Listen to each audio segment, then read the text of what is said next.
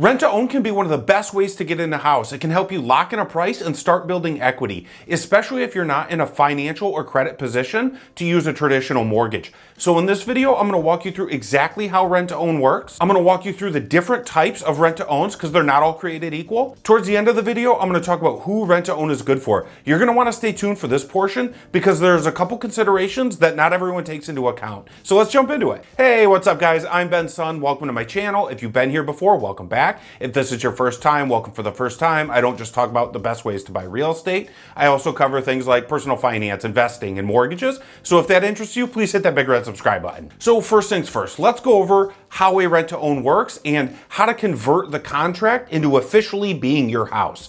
So let's first cover the basics. What is a rent to own? So a rent to own is effectively you and a seller entering into a contract that says that they will rent you the house. So you make X amount payments for X amount period. And at the end of that period, they will give you the option to buy the home, or that you will buy the home at the end of that period for a certain price. It's literally that simple. You will pay them rent for, let's say, 2 years. And then at the end of that 2-year period, you can buy the house from them for, let's say, $250,000. So as I said a second ago, there are a couple different ways to do this. And it's very important that you understand the differences because they are massively different. And if you don't understand what you're getting into, you could actually be in some legal trouble. So the first option is called a lease option. And what a lease option is it's kind of like a standard rental agreement. You rent the home from them, and at the end of that period, you have the option to buy, meaning that you are not required to buy the home.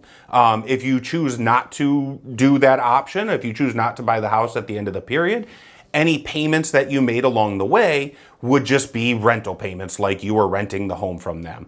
Any payments that you made along the way and you choose to exercise your option to buy the home, those payments would act as a down payment once you actually want to buy the home. They would come off the price of the home. Now, the second most common way is called the lease purchase or a land contract. Now, this is very similar to the lease option. Your payments are applied as normal, but one of the main differences is during the lease purchase or a land contract, you and the seller go to the county and you put your name on the deed. So you're an actual owner on the home. Unlike the lease option, you're not an owner on the home until the period is done. With a lease purchase, you're an owner on it from the beginning. Now, this can sound scary at first, but it's actually one of the safer and better ways to do rent to own. You're on the title of the home, meaning you're as much of an owner as the current owner of the home. This means that the seller can't go take out any loans on the home, or if the seller passes away, the family can't just say, oh, well, sorry, you're done. We didn't enter this agreement with you. The thing about this option is that at the end of the term, you're going to be required to buy the home because you're an owner on the home. So if you're exercising this option, you're going to want to be very mindful and you're going to want to be talking to a lender as you go through about your credit and income, and that you've bought a house that you can actually afford, meaning that you can get traditional financing once this option or once this contract expires. So if you agreed that at the end of the 2 years, you're going to buy the home, you're going to get traditional financing, you better make sure that at the end of that 2-year period that you're going to qualify for that traditional financing. And if you don't qualify at the end of the 2-year period, you might find yourself in court. Keep in mind, I'm not a lawyer, but generally these result in court because you're an owner on the home. The seller can't just go to the county like you guys did before and remove you without your consent. They would either have to take you to court for contractual failure, or you guys agree to go together and remove yourself. But again, that would result in you losing any amount of money that you had put into the property. Now, this is a much more binding way to buy on a rent to own, but it keeps both parties accountable. And so if you're pretty certain that at the end of the 2-year period that you'll be able to afford the home, this would be one of the better, more safer ways to buy the house. Let's jump into how to structure these deals, or how these deals are typically structured. So I'm going to be a little bit more broad here. Unlike a traditional mortgage, you don't have to meet certain guidelines to qualify. For instance, you could have lower credit or a weird income, like if you just quit your job last month month to become a crypto bro, you're not going to get approved for a traditional mortgage. But you might be able to convince a seller that your new coin that you just came up with is going to kill it. So the first and the most obvious way that these deals are structured is, one, you have to find out how much you're actually going to pay for the home. And I know this is really obvious, but let's say that you're the seller and you lease option the home to me today for a 3-year contract. Am I going to pay the home price today when we sign the contract? Or am I going to pay you the home price 3 years from now when I actually go to buy the home? That's something that you're going to want to be very specific about, because I can almost guarantee you that 3 years from now, house prices are going to be drastically different than what they are today. Now, you can also negotiate how much of the monthly rental payment goes towards the down payment or building the equity in the home. Now, you want to have this nailed down because, one, you want to make sure you're paying a good interest rate, and two, you want to make sure that you're actually paying down on the home so that when you go to buy the home, you have built equity into the house. Not paying down on the equity of the home kind of defeats the purpose of rent to own. Just as a side note, like most contract negotiation, both parties are going to want to win. So you might find a situation where if you lock in the house price today, you might have to pay a slightly higher interest rate. If you lock in the home price for 3 years from now, you might be able to negotiate a slightly lower interest rate. It's going to be up to you to do your research and to decide what you're comfortable with. But obviously, you don't want to pay a high interest rate and a high home price. So let's talk about the monthly payment. How do you decide what the monthly payment is? Some sellers might have one in mind. You could go on Zillow and pull like the Z estimate or the Z estimate rent, or do comparable rentals in the area. Or you could use what's called the 1% rule, meaning you take 1% of the house price per month as your monthly rent. So on our $250,000 house, you're going to pay about $2,500 per month in rent. Now, you would also negotiate how much of that $2,500 goes to pay down the rent to own or down on the equity of the home. It's effectively money in your pocket, so it might seem like you're paying a higher rent than what you might be able to find other houses for, but keep in mind that part of that is effectively acting as your down payment once you go to buy the house. So for instance, you bought the house for $250,000. The rental payment per month is $2,500, and you negotiate that 50% of that $2,500 goes to pay down the rent to own or the land contract each month. So you have $1,250 each month going towards the down payment. So you have $1,250 per month going towards the equity in the home. Or over a 2-year contract, you'd have about $30,000. So this matters a lot for the end of the contract. So let's go over what happens at the end of the contract. Oh, and real quick, you also want to negotiate who pays for like upkeep and maintenance. That's going to be separate, or it could be separate than the actual monthly payment. You're going to want to have that nailed down as well. So what happens at the end? Let's say that you did the lease purchase option. Remember, this is the option where you're required to buy the home at the end. Once you go to a lender, or once you start talking to a lender, you'll be doing what's considered a refinance. It's considered a refinance rather than a purchase because you're already an owner on the home. One of the advantages here is that it's kind of an easier process because you already own the home. You don't have to come up with a down payment or prove where your money's coming from.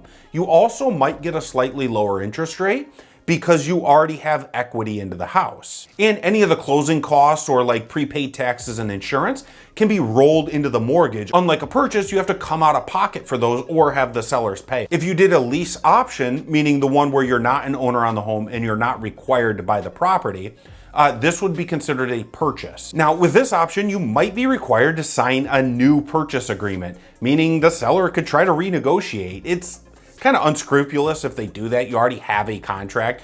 But for the lender's purposes, you might need an actual home purchase agreement. And because it's a purchase, not a refinance, you have to have at least 3 or 5% down. Now, the rental payment should be going towards that. Again, this is where I said earlier that you want to negotiate that to make sure that it's well documented and on paper that that was the recourse, right? Is that you weren't just renting the property with the option to buy later on. Some of those payments, should you want to buy, were going as a down payment. And as I said earlier, none of the costs can be rolled into a purchase mortgage.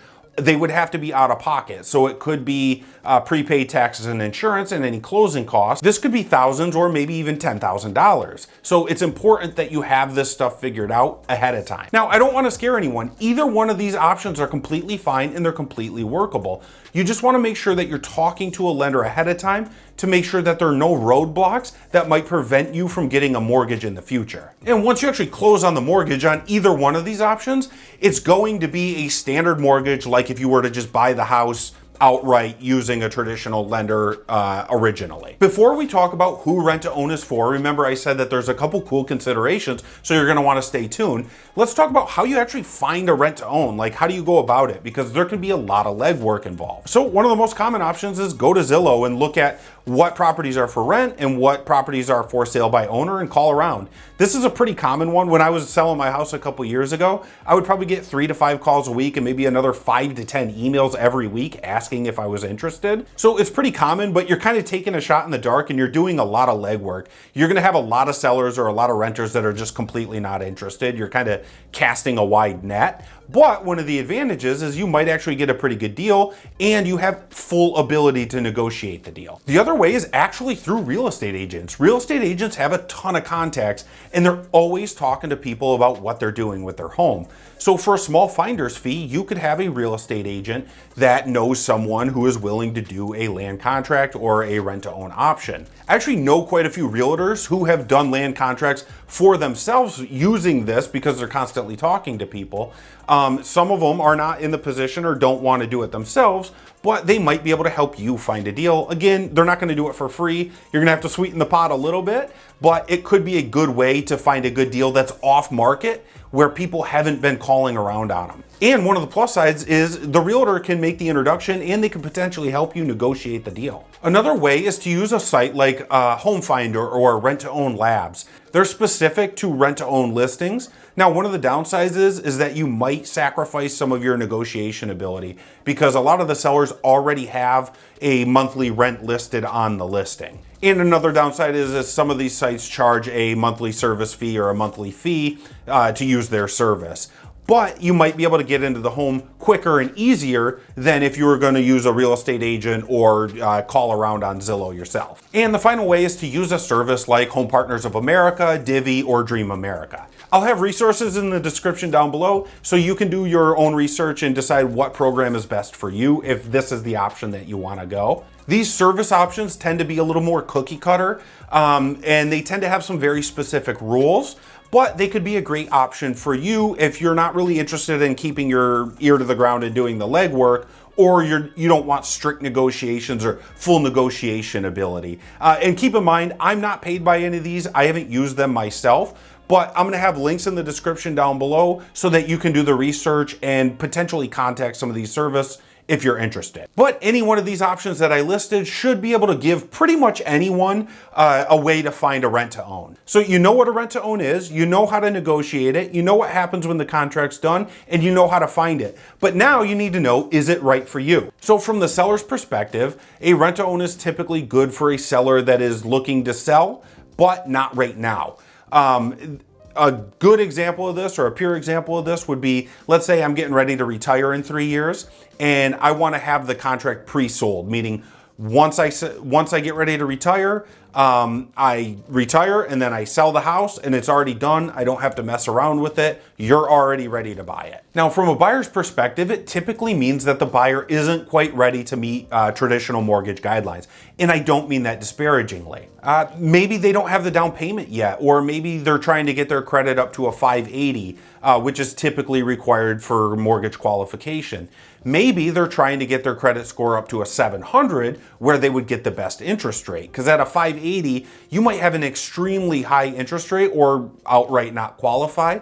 Whereas on a rent to own, you could be paying much less. Or as I touched on earlier, their income might be inconsistent, like say restaurant staff or full commission salespeople. Or maybe you just started a new business. I get it, you make a ton of money on OnlyFans and trading crypto on the side, but a lender is going to require that you have a 2-year history and that your income is considered consistent and likely to continue. And so they request that you be in business for at least 2 years and you have tax returns proving your income. Rent to own buys you time. It allows you to fortify your work history, save up for the down payment, and build credit. But it also allows you to build equity, and it allows you to lock in the price of the home. Now, two of the things that people don't consider is that you can use a rent to own as a rental property. You can start producing an income. Using traditional mortgages to buy a rental property is perfectly fine, but you usually have to put 20 to 30% down. You don't have to do that with rent to own. You can do a rent to own, use it as a rental property. Once that contract ends and you go to flip it to a traditional mortgage, you're already gonna have the equity in the home, and you never had to put that money out of pocket. So you could effectively be double dipping. Let's say you had the 20 or 30% to put down because you were planning on getting a traditional mortgage. You could keep that money in your pocket, do a rent to own, rent that property out, have it instantly start producing an income, and then you could utilize your cash elsewhere, all while building equity in your rent to own property that you're renting out. And guys, this is actually really common. A lot of people that do rent to own actually use them as rentals. Obviously, you're gonna wanna disclose this to the seller, but this is actually a very common way for people to do these rent to own properties, is that they're gonna start building their rental portfolio this way. All the while you get to keep money in your pocket and build equity and produce an income. And the other thing is, and this is kind of on the line of the rental, is that you can actually Airbnb it. Yes, this has become kind of an Instagram business model, just like drop shipping in 2013 was. If you just buy my course though, no, I'm totally kidding. It's actually a usable model. Just don't think or don't believe anyone that says that you're gonna get rich off just doing rent to own Airbnb alone. Was this helpful? Did I miss anything? If you have any questions, comment down below. And if you got value out of this video, you know you have to hit that big red subscribe button. We have a lot more to come, so you wanna be subscribed to see what's next.